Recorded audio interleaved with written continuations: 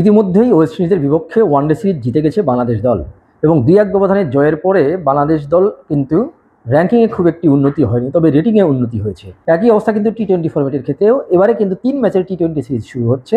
One day সিরিজটির লড়াই হয়েছে মিরপুর শেরেবাংলা জাতীয় স্টেডিয়ামে, এবারে লড়াই হবে কিন্তু চট্টগ্রামের যে স্টেডিয়ামে এই লড়াইটি হবে ৩ ম্যাচের টি-20 সিরিজ, সেখানে অবশ্য উইকেটটাও একটু পরিবর্তন হবে, কারণ মিরপুরে ছিল কালো মাটির উইকেট, যেটি দেখতেই একটি ভয়, একটি অজানা আশঙ্কা কাজ করতো ব্যাটারদের ভিতরে।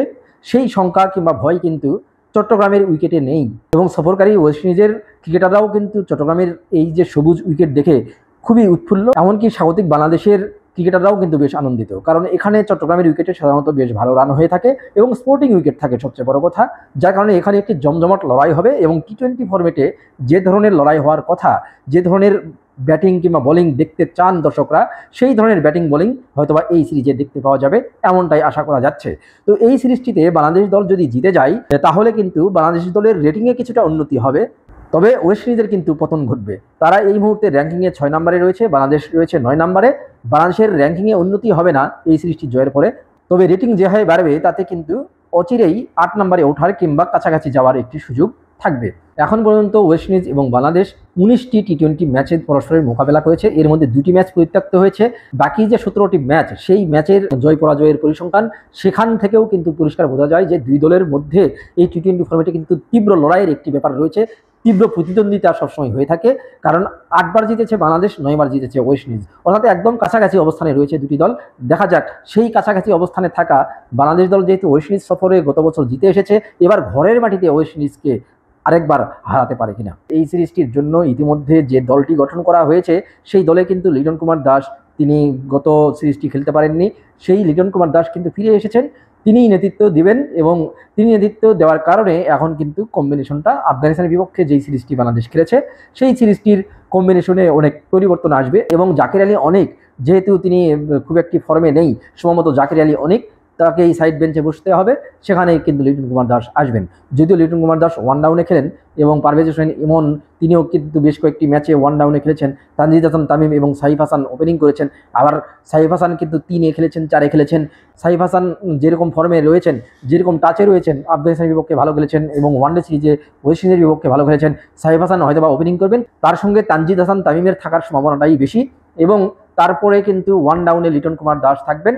পারভেজ হোসেন ইমনকে হয়তোবা অপেক্ষায় থাকতে হবে, অথবা পারভেজ হোসেন ইমন তানজিদ হাসান তামিমের মধ্যে যে কোনো একজন খেলবেন, এরকম একটি হওয়ার সম্ভাবনা কিন্তু রয়েছে। একটু যদি অন্যভাবে চিন্তা করা যায়, বিকল্প চিন্তা, যেহেতু 4 নম্বরে সাইফ হাসান খেলে থাকেন, তাই 4 নম্বরে সাইফ হাসান খেলতে পারেন, তবে সেই সম্ভাবনাটা খুবই কম, কারণ হচ্ছে যে সাইফ হাসান যেহেতু ওপেনিংয়েই বেশি ভালো করছেন, তাছাড়া তিনি যেহেতু ডানহাতি ওপেনার দুইজনেই, যেহেতু পারভেজ হোসেন ইমন এবং তানজিদ হাসান তামিম দুইজনেও কিন্তু বাঁহাতি, সেই কারণে ওখানে একটি কম্বিনেশনে একটু আলাদা করার জন্য সেই ক্ষেত্রে সাইফ হাসানকে ওপেনিং করানো হতে পারে।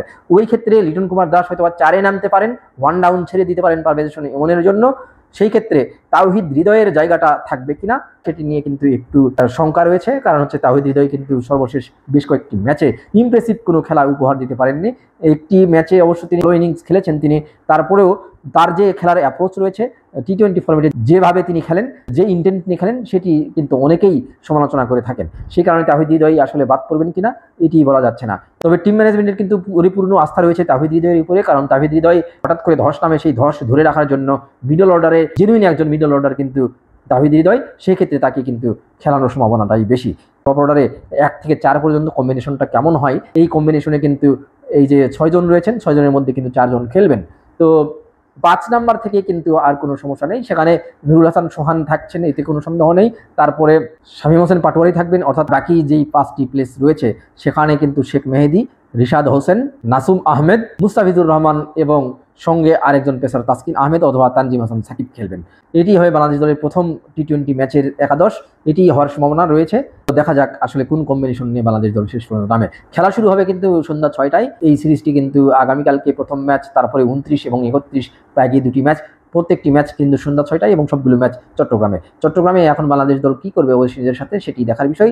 ওয়ানডের তুলনায় কিন্তু টি-20 ফরম্যাটে ওয়েস্ট ইন্ডিজ বেশ এগিয়ে এবং শক্তিমত্তায়ও কিন্তু বাংলাদেশের চেয়ে এগিয়ে, যদিও সর্বশেষ দুই দলের যে মুখোমুখি হয়েছে, ওয়েস্ট ইন্ডিজের মাটিতে বাংলাদেশ দল খেলতে গিয়েছিল, সেখানে কিন্তু স্বাগতিক ওয়েস্ট ইন্ডিজকে 3-0 ব্যবধানে হোয়াইট ওয়াশ করে এসেছে। তাছাড়া এই মুহূর্তে টি-20 ফরম্যাটে বাংলাদেশ দল বেশ ফর্মে রয়েছে, সেই কারণে বলা যেতে পারে যে বেশ তীব্র একটি লড়াই হবে। র্যাঙ্কিং এখানে খুব একটি মুখ্য বিষয় নয়। 6 নম্বরে যদিও রয়েছে ওয়েস্ট ইন্ডিজ এবং বাংলাদেশ রয়েছে 9 নম্বরে, এরপরেও বোঝা যাচ্ছে যে এই লড়াইটি হবে, বেশ তীব্র লড়াই হবে। সেই লড়াইটি দেখার অপেক্ষায় কিন্তু সবাই মুখিয়ে রয়েছেন। দেখা যাক শেষ পর্যন্ত ওয়েস্ট ইন্ডিজ এবং বাংলাদেশের এই টি20 সিরিজের লড়াইটা কেমন হয়, কারণ ওয়ানডে সিরিজের লড়াইটা কিন্তু বেশ জমজমাট হয়েছে। দুই দলই কিন্তু একদম কাছাকাছি অবস্থানে ছিল, কারণ হচ্ছে র্যাঙ্কিংয়ে 9 নম্বরে ছিল ওয়েস্ট ইন্ডিজ এবং 10 নম্বরে ছিল বাংলাদেশ। সেখানে কিন্তু দুই দলের রেটিং সমান হয়ে গেছে। এখন দেখা যাক যে বাংলাদেশ এই ওয়েস্ট ইন্ডিজের বিপক্ষে 3-0 ব্যবধানে যদি জিতে যায় তাহলে কিন্তু 3 রেটিং বাড়বে এবং শ্রীলঙ্কা যে 8 নম্বরে রয়েছে সেই 8 নম্বরে থাকা শ্রীলঙ্কার কিন্তু কাছাকাছি যাবে, কারণ শ্রীলঙ্কার রেটিং এই মুহূর্তে 230, বাংলাদেশের কিন্তু 228 হয়ে যাবে, অর্থাৎ 3 রেটিং বাড়বে। এই মুহূর্তে বাংলাদেশের সম্ভবত 225 কিংবা 224 রয়েছে। তো ওইদিকে কিন্তু ওয়েস্ট ইন্ডিজের রেটিং সেক্ষেত্রে কমবে। তার মানে ওয়েস্ট ইন্ডিজ কিন্তু একটি ম্যাচ জিতলেই তাদের কিন্তু রেটিং সেই হারে কমবে না।